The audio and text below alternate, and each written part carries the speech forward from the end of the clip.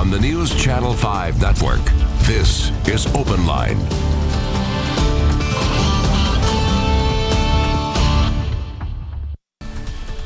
Good evening, everyone. Thank you so much for joining us on tonight's Open Line. We are discussing scooters. It's a hot topic. You know, there's strong opinions on all sides of it. If you guys don't mind, just introduce yourselves and tell me your initial feelings and opinions on scooters. Sure. My name is Nora Kern. I'm the Executive Director of Walk Bike Nashville, and I'm also a Commissioner on the Traffic and Parking Commission here in town.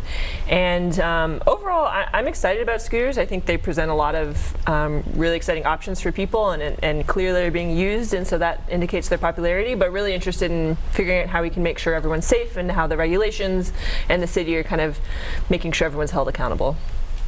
Hi, I'm David Plazas. I'm the opinion editor for the Tennessean, and my opinion on scooters have vacillated. I do ride scooters, but I'm also very concerned about the way that policy is being executed here in Nashville. I wrote a column recently where I said scooters don't belong in Nashville anymore, at least at the current state with the policy that we have today. However, I recently rode scooters as a first mile solution to get to my bus when I was riding the bus all last week. And I'm Freddie O'Connell, Metro Councilman for District 19, which is probably the district that has seen the most trips taken, either as a destination or starting point, and sometimes for the entire trip for scooters. I'd seen, we were focused on scooters. There had been actually a small pilot for a similar concept for bikes, right? The idea here is dockless mobility, right? So a lot of Nashvillians have seen B-Cycle. You park them at a kiosk. They're easy to check out, you know, $5 for an hour, you can get a membership, and you return them to a kiosk. It's a fixed location, safe infrastructure, typically by greenways or other easy mobility infrastructure. These can be anywhere, you can pick them up anywhere, and we saw their arrival last summer. Bird was the first to come to market. And I think that, like for many Nashvillians, left a bad taste in my mouth, because they just came in and said, yeah, we don't care if we're legal. We don't care if there's any policy that supports this. We're just going to dump a bunch on the roads and everybody's going to go ride. And that's sort of what happened. Mayor Briley pulled them off the streets, and last summer was pretty quiet. Council took a pass at creating a policy framework. In my opinion, it was rushed. I wound up supporting it because I understand Nora's point. This is a new mobility option. I know we need to keep working on our infrastructure. We've added 15,000 jobs in downtown just in the past 4 years. And a lot of those workplaces, from Alliance Bernstein to Amazon, who is about to arrive, have publicly said they want their workforce, and Lyft, who is now downtown and has a presence there, corporate presence, want their workforce to be able to get to and from work without the use of a car, especially a single occupant vehicle for downtown. So at this point, I would say I appreciate the idea. The reality is turning out to be a lot uglier, and I'm skeptical, and we can talk about some of the policy pieces in just a bit. I think what's interesting is when they first came here, you know, everyone was so excited, and then you Google scooters and you see what happened in San Francisco and other cities. You said you recently visited Washington, D.C. In your travels, what have you seen, and how have companies there, how has it worked out for those cities? Sure. So I was in Minneapolis and Washington, D.C. recently, and Minneapolis is fairly new. And I spoke to Mayor Fry of Minneapolis, who said it's a test pilot. We're going to see it. Now, they're very good at transit, and especially in their downtown area. They have lanes that are dedicated to buses. They're much wider sidewalks, so you're less likely to get hurt. You're less likely to get into the way of traffic. Washington, D.C., some people who I talked to, very limited groups, called it a menace to society, although I think that was more hyperbole than anything else. One of the issues that we discussed at a forum that the councilman was a part of a few months ago was the issue of having the infrastructure available to accommodate scooters, because they're supposed to be on bike lanes. You know, they're not supposed to be on the sidewalks. One of the biggest concerns, my red flags, has to be the civil rights issues when it comes to access on sidewalks. You know, whether you're disabled or not, you can't get by a sidewalk, or if you trip, that's a real problem. And I think this is almost like the Kroger issue. We live in near Kroger on Rosa Parks and Monroe, and most people will take the carts and put them back, but some people will just leave them in a parking space. And I appreciate the new corrals that are up there. I ran by downtown yesterday and saw some of the corrals. I'm hopeful that more people will behave less recklessly, but I'm really concerned about that behavior. Well, and seeing how it's working in other cities is, I think, critically important, right? And you notice the difference now.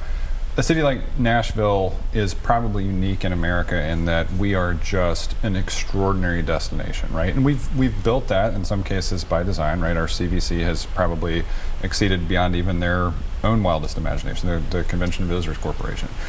We're booking conferences. I mean, we're part of our cognitive dissonance right now between Metro and what the city as a whole is experiencing is that, for instance, the convention center is running a surplus, right? So there's booming influx of people coming to Nashville frequently for a short time, and that changes the way people ride here. I mean, we're up there in the markets that scooters want to be in. That's why you see so many of these companies. Last fall, our family took 2 trips, one to Chicago, where there were no scooters, and we navigated mostly by walking and taking the bus. We also went to Memphis. Now that was interesting because we were downtown. Downtown Memphis is very different experientially from Nashville, but Bird had gotten there, right? And they had started some of the infrastructure stuff already with parking designations. And I saw a few people riding on sidewalks, but in a lot of downtown Memphis, very wide sidewalks. It never felt like our young daughters were at risk of being, part of a collision as somebody did, zoom by. In fact, I don't remember even any kind of zooming on the sidewalk by us. It just didn't feel as obnoxious as it does here, right? And so I think there must be some way to do it, and we can talk again about some of the policies that I think could enable it to work here. But right now, if you compare Chicago, which has none, Memphis, which has a limited amount, and it doesn't, even with Beale Street, is not experiencing what we are experiencing, versus this past week when somebody with the CMA told me he had done a quick count at Court of Flags right there where Broadway hits the riverfront at First, and had 120 scooters there. Another constituent of mine told me a story of just 2 blocks in the Gulch and counted 80-something scooters, right? And that becomes more than clutter.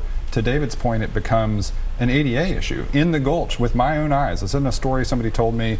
I watched a guy have to come off the sidewalk in his wheelchair in mixed traffic, riding in a travel lane where cars are going because too many scooters were obstructing his path on the sidewalk.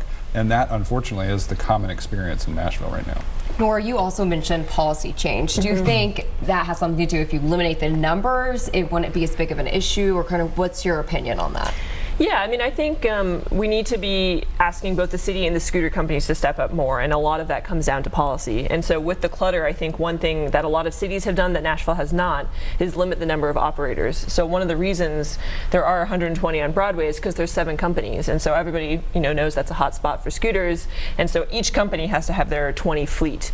And so that doesn't really make sense for any of the companies individually because they're all hassling, jockeying for the same amount of space. It's clearly not working for the city of Nashville. And so I think it's one of those kind of easy win that we could be moving towards, looking at having a process where you have to apply, pick the scooter companies that are most committed to the city, most committed to making sure that they're going to follow the rules and work with the city to make sure it's working for everybody. And so I think that's one kind of easy win that would make a huge difference in kind of the day-to-day experience for Nashvillians. So I'm glad Nora mentioned this because I come bearing news. I just came this afternoon. I came from a conversation with the council office, with our legal counsel and director, to look at crafting exactly that, right? Because you might be aware, Mayor Briley a few days ago sort of issued this ultimatum that basically said, you guys have 30 days, and if you can't clean up your act, we're going to ban them. I think having talked to a few of the operators since then, having thought through what's working in other cities, Memphis, for instance, has moved to an RFP process, right? Where instead of just saying, hey, come approach our Transportation Licensing Commission and basically we'll get you started for a small fee, and then basically you can come back and with very little accountability, to Nora's point, suddenly expand your fleet. And so where you start with 400, suddenly you're up to 1,500 in a matter of weeks, and now we're at 4,000 plus scooters on the streets of Nashville. I think this RFP model is maybe the way to, we're going to look at the possibility of canceling the pilot prematurely, saying we've done this for the better part of a year, it doesn't work, but we'll try a different approach. And if that different approach doesn't work, then I think that then we conclude a couple things. Our infrastructure wasn't ready, our enforcement capacity wasn't sufficient, and generally because of our sort of itinerant ridership population, where so many of them are tourists, don't really have any investment in caring about whether or not they are disrupting the path of somebody in a wheelchair. The other thing that just happened to me the other day is watching a mom with a stroller having to struggle to get her stroller while she was holding a toddler's hand around like the sidewalk in the neighborhood. I mean, a residential neighborhood where 4 scooters were parked in her way, and I went over and finally moved them. But that kind of issue, if that continues, and that is the common experience in Nashville, they can't exist. This is a question I've been wondering. Other than transportation, are we making any money? Every time someone clicks in, does the taxpayers get any money back from that? It's a small amount. So basically right now, when you set up, when you go through the permitting process, you pay a small, effectively, application fee. So each operator has paid in once to start operating. That's not much. And then they pay a per device fee that goes onto the streets. Again, the total amount collected there, we knew in advance wasn't even going to cover a full-time police officer, a full-time traffic enforcement person. The original pilot was structured so that we're supposed to get a report on data this July from the Transportation Licensing Commission to look at, we just completed, for instance, a fee study on short-term rentals, right? So we've just taken a new pass at some of that in council because we had a study out there. This data might point us in that direction. It's tough to say what our actual enforcement cost would be, though, because if you're standing there and you're a beat officer in downtown and you watch a scooter zoom by, that's a tough real world problem to solve. It's going 15 miles an hour. If you're on foot, running it down is going to be tricky. Calling for backup is probably not what you're going to do if it's just a scooter on a sidewalk. And if you're in a patrol car, turning on your flashing blues and trying to run down the scooter is, again, not a great enforcement option. I think there's some simpler things that need to happen, including just immediate parking scenarios, or working on MOUs, for instance, with the Downtown Partnership, which has an ambassador program, and maybe adding some staff capacity to the Transportation Licensing Commission, right? There are a couple things to consider there, but I think filtering it all through this RFP mechanism, which better holds the companies accountable because they have to comply with something rather than just going through the TLC, is the only way it might work. I'm wondering with the scooter companies, I've had a chance to speak to some of the people who work with the scooters, and using the GPS technology a little bit smarter, because we know where they are. They know where they are. The question is, what can you do? What kind of alerts? Because I know that when I ride a scooter, like I did most recently yesterday, you're told, stay off the sidewalks, you should ride a helmet, all these other things. They can program these things to be more sophisticated and send out messages. You're not supposed to go here. So I was running along the Sigenthaler pedestrian bridge over to East Nashville, and there's a sign that says no motorized vehicles on this bridge. And I saw at least a half dozen people riding scooters over the bridge. And that's a tricky issue too, right? Metro Parks right now has a policy throughout our Greenway network of no motorized vehicles, but I get complaints on a regular basis on the Cumberland River Greenway, for instance, where scooters are constantly zipping by. If you're walking your dog, riding your bike, riding skates or something like that, and you're moving at lower speed than 15 to 18 miles per hour, I can understand why that then becomes a safety risk, even on a multi-use path. I think that's a discussion that we probably should have resolved before we completed the policy, but there wasn't a lot of interest, in my opinion, in making a serious effort to resolve that sort of policy, right? There were some open questions even when we created the pilot program, and that one is still out there lingering, right? Right now, today, you're not supposed to be on a greenway on a scooter. And yet, today, which was a sunny day in spring in Nashville, I guarantee you there were hundreds of people on scooters on greenways. And I do think that, the bridge question kind of highlights another perspective that I really see is that a part of this conversation is that I think the scooters are really amplifying the problems we have in Nashville. So why do scooters use the pedestrian bridge? It's because the other two options to cross the river from East Nashville to downtown, Woodland Street, James Robertson Parkway, or Korean Veterans Boulevard, are terrifying. And I ride my bike frequently there and feel like I'm frequently risking my life to do so. And so I think it really is just amplifying the problems we already have. All of a sudden, we have a lot of people who want to cross from East Nashville into downtown by ways other than driving, and there's really only one option for them right now. And so why aren't we, taking a much more aggressive stance on making sure there's a safe way for people biking, scooting, whatever, in our urban core where there's the most need for ways to get around. So and I think that's a great point, and it's one of the things that has resonated with me some too as I've thought about, could we make this work, right? Even somebody who is working for one of the scooter companies told me early in the process, as he had actually started to ride in Nashville, he finally understood why there had been such a clamor from the cycling community for better infrastructure, because he wasn't interested in riding